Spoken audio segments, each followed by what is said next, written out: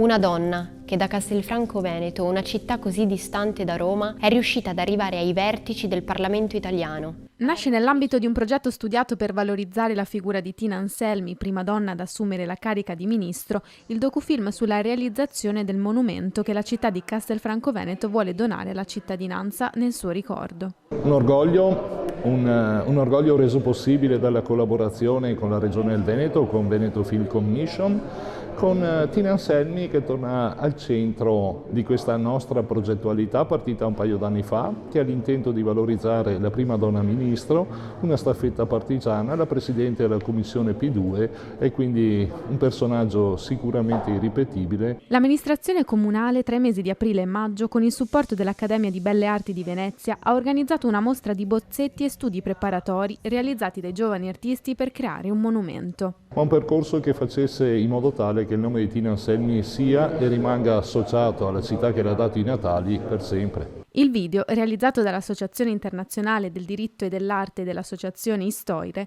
propone questo percorso con la voce dei protagonisti ed approfondimenti che valorizzano il lavoro svolto. Il trailer sarà presentato giovedì 31 agosto nello spazio espositivo della Regione Veneto all'80ª Mostra Internazionale del Cinema di Venezia.